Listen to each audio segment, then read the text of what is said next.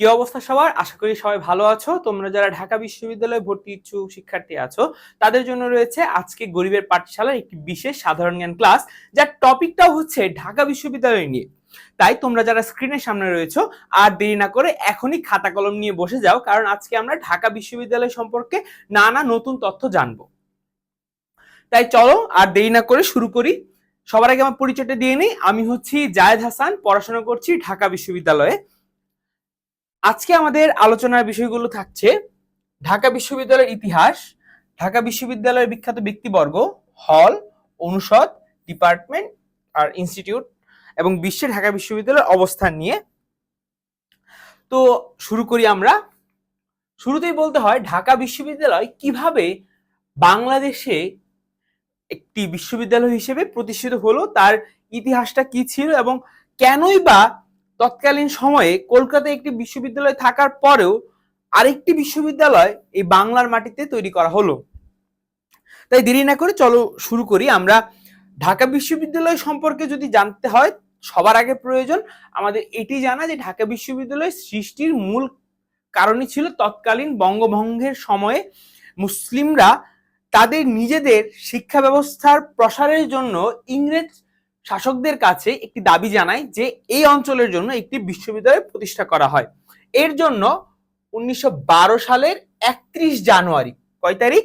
31 জানুয়ারি বিশ্ববিদ্যালয় প্রতিষ্ঠার জন্য আবেদন করেন ঢাকার তৎকালীন নবাব স্যার সলিমুল্লাহ, ধনবাড়ির নবাব সৈয়দ নবাব আলী, শেরে বাংলা একে ফজলুল হক এবং অন্যান্য নেতৃবৃন্দ। তাই এই নামগুলো আমাদের জানা প্রয়োজন। কারা কারা প্রথম দাবি জানিয়েছিলেন বা প্রস্তাব জানিয়েছিলেন? ছিলেন নবাব সলিমুল্লাহ, নবাব আলী চৌধুরী, শেরে বাংলা একে ফজলুল হক। তা আমাদের প্রশ্ন আসতে পারে নিচের কে বা নিচের কোন ব্যক্তিবর্গ ঢাকা বিশ্ববিদ্যালয় প্রতিষ্ঠার জন্য প্রথম আবেদনকারীদের তালিকায় ছিলেন? আমরা যদি প্রশ্ন আসে আশা করি এখন উত্তর দিতে পারবো। তার পরবর্তী সময়ে 1912 সালের 2 ফেব্রুয়ারি ঢাকা বিশ্ববিদ্যালয় প্রতিষ্ঠার প্রতিশ্রুতি দেন তৎকালীন ব্রিটিশ ভারতের ভাইসরয় লর্ড হার্ডিঞ্জ। তো ঢাকা বিশ্ববিদ্যালয়ের প্রতিষ্ঠার প্রতিশ্রুতি কে দেন? Lord Hardinge. এবং কত তারিখে দেন তিনি? 1912 সালের 2রা ফেব্রুয়ারি। এই জিনিসটি আমাদের জানা খুবই গুরুত্বপূর্ণ যে কত তারিখে তিনি এই প্রতিশ্রুতি আমাদের দেন। তারপরে যদি আমরা যাই 1912 সালের 27 মে প্রতিশ্রুতি দিয়েছিলেন কত তারিখে? 2রা ফেব্রুয়ারি। যদি আমি আবার ব্যাকে যাই, কত তারিখে দিয়েছিলেন? 2রা ফেব্রুয়ারি। এবং পরবর্তীতে সেটা 27 মে বিশ্ববিদ্যালয় প্রতিষ্ঠার জন্য গঠিত হয় নাথান কমিশন। বিশ্ববিদ্যালয় প্রতিষ্ঠার জন্য কমিশনটির নাম কি? Nathan commission. এই জিনিসটি আমাদের খুবই গুরুত্বপূর্ণ যে কোন কমিশন আমাদের বিশ্ববিদ্যালয় প্রতিষ্ঠার জন্য গঠিত হয়? Nathan commission. এবং নাথান কমিশন নিয়ে সামনে আরো অনেক তথ্য আছে, আশা করি আমরা সবাই খাতায় এগুলো নোট ডাউন করব। এই প্রশ্নগুলো কিন্তু ঢাকা বিশ্ববিদ্যালয় ভর্তি পরীক্ষায় প্রায় সময়ই আসে ঢাকা বিশ্ববিদ্যালয় নিয়ে, যে ঢাকা বিশ্ববিদ্যালয় প্রতিষ্ঠার জন্য কোন কমিশন গঠন করা হয়, সেটি হচ্ছে নাথান কমিশন। এই কমিশনের সদস্য ছিলেন কতজন? 13 জন। গুরুত্বপূর্ণ, কিন্তু খুবই গুরুত্বপূর্ণ, এটি ভুল করা যাবে না। কতজন ছিলেন? 13 জন। এবং এই কমিশন কয়টি সুপারিশ করে? 4টি সুপারিশ করে। এটি অত্যন্ত গুরুত্বপূর্ণ। কিন্তু এই ছোট ছোট জিনিসগুলো আমরা মাঝে মধ্যে এমসিকিউ কোশ্চেনে ভুল করি, যে আসলে কমিশনটার নাম কি, কতজন ছিলেন এবং তাদের সুপারিশগুলো কি কি ছিল, সেগুলো আমরা সামনে জানবো। এই কমিশনের এই যে এরা হচ্ছে 13 জন সদস্য যারা আমাদের নাথান কমিশনে ছিলেন। প্রথমে সভাপতি কে ছিলেন? নাথান কমিশনের সভাপতি কে ছিলেন? রবার্ট নাথালিয়ান। এই জিনিসটি প্রায় সময় ভর্তি পরীক্ষায় আসে যে নাথান কমিশনের সভাপতি কে ছিলেন। তো নাথান কমিশন সভাপতি ছিলেন কে? রবার্ট নাথালিয়ান। তার নাম অনুসারে আসলে নাথান কমিশনকে নামকরণ করা হয়। তারপর নাথান কমিশন আর কে ছিলেন? GW কুচলু। তারপরে Rashbehari Ghosh, Nawab Ali Chowdhury, Nawab Sirajul Islam, Anandachandra Roy, Mohammad Ali, HR James, DW Archbold, Satishchandra Acharya প্রমুখ আরো অনেকে ছিলেন। এই জিনিসগুলো আমাদের জানা অত্যন্ত গুরুত্বপূর্ণ, কারণ এমসিকিউ কোশ্চেনে আসতেই পারে যে নিচের কোন ব্যক্তি নাথান কমিশনের সদস্য ছিলেন। তাই আমাদের এই জিনিসগুলো জানা খুবই গুরুত্বপূর্ণ। তোমরা যারা এখনো খাতা কলম নিয়ে বসনি তারা এখনই খাতা কলম নিয়ে বসে যাও, এবং আমার লেখা যদি খুব তাড়াতাড়ি মনে হয় আমি তোমাদেরকে বলবো আমাদের টেলিগ্রাম গ্রুপ আছে, হোয়াটসঅ্যাপ গ্রুপ আছে, স্টাডি গ্রুপ, সেগুলোতে জয়েন হয়ে যাও। সেগুলোতে তোমরা এগুলোর টোটাল পিডিএফ এবং কোর্স ম্যাটেরিয়াল সবকিছু পেয়ে যাবে। তাই দেরি না করে এখনই যুক্ত হয়ে যাও আমাদের টেলিগ্রাম চ্যানেলগুলোতে এবং হোয়াটসঅ্যাপ চ্যানেলগুলোতে। তারপর রয়েছে আমাদের নাথান কমিশনের সুপারিশ। নাথান কমিশনের সুপারিশ কি কি ছিল? শিক্ষকদের প্রশিক্ষণ দেয়া, নারী শিক্ষা, পাঠ্যক্রমের আধুনিকীকরণ, নারী শিক্ষা, পাঠ্যক্রমের আধুনিকীকরণ এবং শিক্ষার প্রসার। আমাদের যদি কোয়েশ্চেন আসেও যে নিচের কোনটি নাথান কমিশনের সুপারিশ ছিল, সেক্ষেত্রে কিন্তু আমাদের চারটি মুখস্থ রাখা খুবই গুরুত্বপূর্ণ, এছাড়া আমরা কিন্তু উত্তর করতে পারবো না। তো নাথান কমিশন সম্পর্কে এগুলো আমাদের জানতে হবে আসলে। তারপর আসি 1921 সালের 1 জুলাই কত তারিখে? 1921 সালের 1 জুলাই কতজন শিক্ষার্থী নিয়ে? 877 জন। 877 জন শিক্ষার্থী নিয়ে ঢাকা বিশ্ববিদ্যালয় যাত্রা শুরু করে। 877 জনের মধ্যে নারী ছিলেন কয়জন? একজন। এটি কিন্তু আমাদের মনে রাখতে হবে। তার মানে 876 জন ছিলেন আমাদের ছেলে, শুধুমাত্র একজন ছিল, তিনি হচ্ছেন নারী। তার নাম কি? তার নাম হচ্ছে লীলা নাগ। তার নাম হচ্ছে লীলা নাগ এবং বিবাহের পর নাম হয়ে যায় লীলা রায়। তো অনেক সময় তোমরা কনফিউজ হয়ে যাও যে ভাইয়া এক জায়গায় দেখলাম লীলা নাগ লেখা, আবার আরেক জায়গায় দেখলাম লীলা রায় লেখা। তাহলে দুইজন কিন্তু একই ব্যক্তি। লীলা নাগ হচ্ছে তার বিবাহের আগের নাম এবং পরবর্তীতে বিবাহের পর তার নামটা হয়ে যায় লীলা রায়। তিনি হচ্ছেন ঢাকা বিশ্ববিদ্যালয়ের প্রথম নারী শিক্ষার্থী। তিনি ছিলেন ইংরেজি বিভাগের শিক্ষার্থী। তারপর আমরা সামনে যাই। 1921 সালের 1 জুলাই, কয় তারিখ? 1 জুলাই কলা, বিজ্ঞান ও আইন এই 3 অনুষদ নিয়ে ঢাকা বিশ্ববিদ্যালয়ের যাত্রা শুরু হয়। তো ঢাকা বিশ্ববিদ্যালয়ের যাত্রা শুরু হয় কয়টি অনুষদ নিয়ে? 3টি অনুষদ। সেগুলো কি কি ছিল? কলা, বিজ্ঞান আর আইন। এই জিনিসগুলো কিন্তু ভাইয়া খুবই গুরুত্বপূর্ণ। আসলে কয়টা অনুষদ ছিল, কি কি অনুষদ ছিল, এগুলো আমাদের জানা খুবই দরকার, কারণ ভর্তি পরীক্ষায় মাঝে মধ্যে এই ধরনের কোয়েশ্চেন আসে। ঢাকা বিশ্ববিদ্যালয় যাত্রা শুরু করে লর্ড রিডিং এর আমলে। সেই সময় লর্ড কে ছিলেন? গভর্নর কে ছিলেন? Lord reading. এই জিনিসটা খুবই গুরুত্বপূর্ণ। ঢাকা বিশ্ববিদ্যালয় কার আমলে যাত্রা শুরু করে? লর্ড রিডিং এর আমলে। কত তারিখে? 1921 সালের 1 জুলাই। আচ্ছা, 1921 সালের 1 জুলাই কলা, বিজ্ঞান, আইন এই 3 অনুষদে ঢাকা বিশ্ববিদ্যালয়ের যাত্রা শুরু হয়, যেটি আমরা জেনে গিয়েছি অলরেডি। সেই সময় বিভাগ ছিল কয়টি? 12টি। বিভাগ কয়টি ছিল? 12টি। কয়টি অনুষদ কয়টি ছিল? আমাদের অনুষদ ছিল 3টি অনুষদ। আর বিভাগ ছিল কয়টি আমাদের? বিভাগ ছিল আমাদের 12টি বিভাগ। 12টি বিভাগ। এই জিনিসগুলো আমাদের জানা খুবই দরকার। সেই বিভাগগুলো সম্পর্কে এখন আমরা জানি। বিভাগগুলো কি কি ছিল? সংস্কৃত ও বাংলা, ইংরেজি, শিক্ষা, ইতিহাস, আরবি, ইসলামী অধ্যয়ন, ফার্সি, উর্দু, দর্শন, অর্থনীতি, রাজনীতি, পদার্থবিদ্যা, রসায়ন, গণিত আর আইন। এই জিনিসগুলো আমাদের জানতে হবে। আসলে যদি প্রশ্ন আসে যে নিচের কোনটি ঢাকা বিশ্ববিদ্যালয়ে শুরু হওয়ার সময়কার বিভাগ, তো আমরা সেখানে জানতে পারবো। যারা তোমরা আমাদের ঢাকা বিশ্ববিদ্যালয়ে ভর্তি হতে ইচ্ছুক, তারা এই বিভাগগুলোতে গিয়ে দেখতে পারো। এই বিভাগগুলো আসলে ঢাকা বিশ্ববিদ্যালয়ের ইতিহাস ঐতিহ্যকে অনেক বেশি করে ধারণ করে। তারা একদম সৃষ্টির সূচনা লগ্ন থেকে ঢাকা বিশ্ববিদ্যালয় বিভাগ হিসেবে রয়েছে। তখন আমরা সামনে আগাই। ঢাকা বিশ্ববিদ্যালয়ের প্রথম নারী শিক্ষার্থী। এই স্লাইডটা ভাইয়া খুবই গুরুত্বপূর্ণ, আমি স্টার দিয়ে রাখছি। এটা খুবই খুবই গুরুত্বপূর্ণ।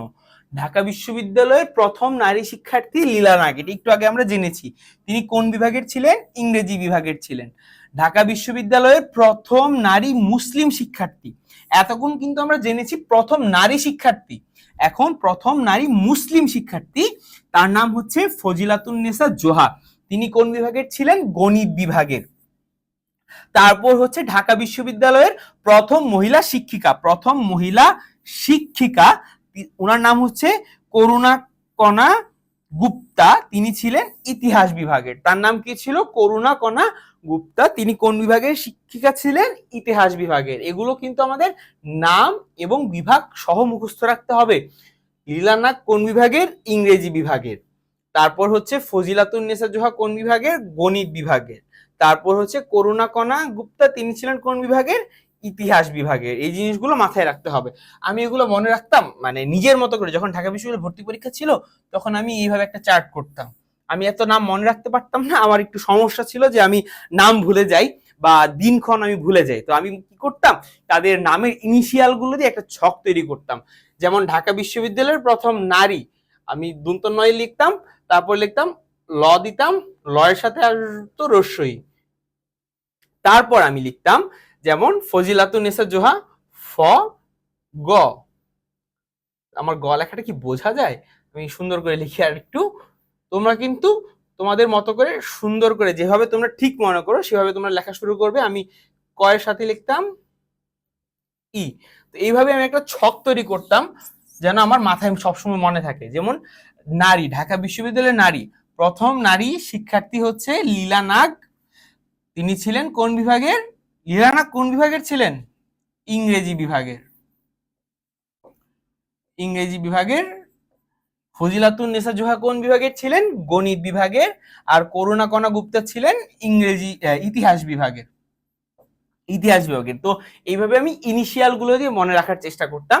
তোমরাও চাইলে চেষ্টা করতে পারো, কিন্তু আমি তাও বলবো যেটা তোমার কাছে ভালো লাগে, যেভাবে তুমি মনে করো যে আসলে মনে রাখা যায়, মনে রাখা বেটার হয়, সেইভাবেই তোমরা মনে রাখার চেষ্টা করো। আরেকটা ভাবে মনে রাখতাম, স্টিকি নোট বলে একটা কথা আছে, তোমরা হয়তো জানো, দোকানে গেলে 35 টাকা করে নেয় স্টিকি নোট। আমি আমার দেয়ালের সামনে, এত বড় একটা দেয়াল ছিল আমার পড়ার টেবিলের সামনে, সেই দেয়ালটাতে সাদা রং ছিল, কিন্তু স্টিকি নোটের কারণে সেটা একটা রংধনুর মতো রং হয়ে গিয়েছিল, যে আমি এতগুলো স্টিকি নোট লাগিয়েছিলাম। প্রত্যেকটা স্টিকি নোটে আলাদা আলাদা ইনফরমেশন ছিল, সেইখানে কয়েকটা ইনফরমেশনের মধ্যে এইগুলো ইনফরমেশনও ছিল আর কি। তোমরাও চাইলে এটা করতে পারো, এবং স্টিকি নোট আসলে খুব ভালো কাজে দেয়। আমি বলবো যে তোমরা স্টিকি নোট গুলো ইউজ করা শুরু করো এখন থেকেই, যারা ঢাকা বিশ্ববিদ্যালয়ে ভর্তির প্রস্তুতি নিচ্ছ। আচ্ছা, তারপর হচ্ছে 1921 সালে ঢাকা বিশ্ববিদ্যালয়ে 3টি হল নিয়ে যাত্রা শুরু করে। কয়টি হল নিয়ে যাত্রা শুরু করে? 3টি হল। 3টি হল। হল ছিল কয়টি? 3টি হল। অনুষদ ছিল কয়টি? 3টি অনুষদ।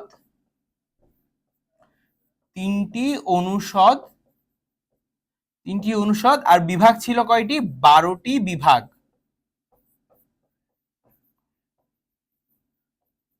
12টি বিভাগ, এগুলো কিন্তু মনে রাখতে হবে। প্রতিষ্ঠার সময় হল ছিল কয়টি? 3টি। অনুষদ ছিল কয়টি? 3টি। বিভাগ ছিল কয়টি? 12টি বিভাগ। এগুলো মনে রাখা অত্যন্ত গুরুত্বপূর্ণ। মুসলিম ছাত্রদের জন্য ছিল মুসলিম হল। মুসলিম ছাত্রদের জন্য কোনটি ছিল? মুসলিম হল। হিন্দু ছাত্রদের জন্য ছিল জগন্নাথ হল।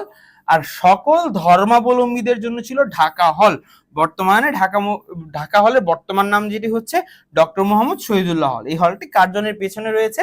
কার্জন হল কিন্তু আসলে কোনো থাকার হল না, আসলে এটি হচ্ছে একটি এক্সাম হল, প্লাস কিছু ডিপার্টমেন্ট আছে সেখানে, এবং রিসার্চ করা হয় সেখানে, কিন্তু এখানে কোনো আবাসিক হল না কার্জন হল। তো তোমাদেরকে আরেকটি জিনিস জানানো দরকার, যে এখানে দেখো আমি কিন্তু শুধুমাত্র ছাত্র লিখেছি, শুধুমাত্র কিন্তু ছাত্রদের জন্য। এখন কথা হচ্ছে তাহলে যে আমি লীলা নাগের কথা বললাম, লীলা নাগ কোনো হল পান নাই? আসলে সেই সময় ছিল আমাদের নারীরা শিক্ষায় অনেক পিছিয়ে ছিল, তো তাদের জন্য আলাদা করে কোনো হল করা হয়নি। লীলা নাগ যখন ভর্তি হন তার জন্য আলাদা একজন সহায়ক নিয়োগ করা হয়, কিন্তু তিনি যেহেতু ঢাকার স্থানীয় ছিলেন, তিনি আর হলে থাকেননি। আচ্ছা, আমরা সামনে আগাই। ঢাকা বিশ্ববিদ্যালয়ের প্রথম উপাচার্য হচ্ছেন, স্যার পিজে হার্টস। ওনার নামে এখন ঢাকা বিশ্ববিদ্যালয়ে একটা হল আছে, স্যার পিজে হার্টস হল, যেখানে ঢাকা বিশ্ববিদ্যালয়ের বিদেশ থেকে আগত যে সকল শিক্ষার্থীরা আছেন তারা সেই হলে থাকতে পারেন আর কি। তো ঢাকা বিশ্ববিদ্যালয়ের প্রথম উপাচার্য কে? Sir PJ Hartog. ঢাকা বিশ্ববিদ্যালয়ের প্রথম ভারতীয় মুসলিম উপাচার্য, এই জিনিসটা কিন্তু খুবই গুরুত্বপূর্ণ, প্রথম ভারতীয় মুসলিম উপাচার্য স্যার আহমেদ ফজলুর রহমান। উনার নামেও একটা হল আছে ঢাকা বিশ্ববিদ্যালয়ে, যেটি হচ্ছে আমার হল, স্যার এএফ আর রহমান হল। এটি হচ্ছে আমাদের নীলক্ষেত দিয়ে ঢুকলে আমাদের মুক্তি ও গণতন্ত্র তোরণের পাশেই যে হলটি, সেটি হচ্ছে আমাদের স্যার এএফ আর রহমান হল।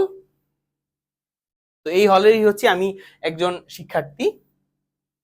তো তারপর হচ্ছে ঢাকা বিশ্ববিদ্যালয়ের প্রথম হিন্দু উপাচার্য। এতক্ষণ তো জানলাম ঢাকা বিশ্ববিদ্যালয়ের প্রথম মুসলিম উপাচার্য জানলাম, এখন ঢাকা বিশ্ববিদ্যালয়ের প্রথম হিন্দু উপাচার্য হচ্ছেন অধ্যাপক রমেশ চন্দ্র মজুমদার। তিনি কত নাম্বার? চতুর্থ।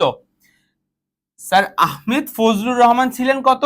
তৃতীয়। তার ঠিক পরবর্তীতে হয়েছেন কে? প্রথম হিন্দু উপাচার্য অধ্যাপক রমেশ চন্দ্র মজুমদার। তিনি কততম উপাচার্য? চতুর্থ। এই জিনিসগুলো আমাদের জানা প্রয়োজন। ভাষা আন্দোলনের সময় উপাচার্য ছিলেন অধ্যাপক সৈয়দ মোয়াজ্জেম হুসাইন এবং মুক্তিযুদ্ধের সময় উপাচার্য ছিলেন বিচারপতি আবু সাইদ চৌধুরী। ঢাকা বিশ্ববিদ্যালয়ের বর্তমান ও 30তম, বর্তমান উপাচার্য কততম? 30তম উপাচার্য হচ্ছেন অধ্যাপক নিয়াজ আহমেদ খান, যিনি কয়েকদিন আগেই নিয়োগপ্রাপ্ত হয়েছেন। তারপর সামনে আগাই। ঢাকা বিশ্ববিদ্যালয় বর্তমানে 13টি অনুষদ। যাত্রা শুরু করেছিল কয়টি দিয়ে? 3টি দিয়ে যাত্রা শুরু করেছিল। বর্তমানে অনুষদ রয়েছে কতটি? 13টি। এবং অনুষদে বিভাগ রয়েছে 84টি। যাত্রা শুরু করেছিল কয়টি দিয়ে? 12টি বিভাগ দিয়ে, এবং সেটি বর্তমানে হয়েছে কতটি? 84টি। ঢাকা বিশ্ববিদ্যালয়ে 9টি ইনস্টিটিউট রয়েছে। কয়টি ইনস্টিটিউট রয়েছে? 9টি ইনস্টিটিউট রয়েছে। বর্তমানে ঢাকা বিশ্ববিদ্যালয়ে ছাত্রদের জন্য 14টি এবং ছাত্রীদের জন্য আবাসিক হল রয়েছে 5টি। এটি হচ্ছে আমাদের ঢাকা বিশ্ববিদ্যালয় সম্পর্কে একটি ক্ষুদ্র ধারণা। এর দ্বিতীয় পর্ব আসবে এবং দ্বিতীয় পত্রে আমরা ঢাকা বিশ্ববিদ্যালয়ের আরো গভীরে যাব। ঢাকা বিশ্ববিদ্যালয়ের বিভিন্ন ইতিহাস, যেটা ঢাকা বিশ্ববিদ্যালয়ের বিভিন্ন ভাস্কর্য থেকে শুরু করে কেন ঢাকা বিশ্ববিদ্যালয় বাংলাদেশের সকলের কাছে একটি আকর্ষণের বিষয়, সেটি সম্পর্কে আমরা জানবো। তার জন্য চোখ রাখুন গরিবের পাঠশালার অফিসিয়াল ফেসবুক পেজে।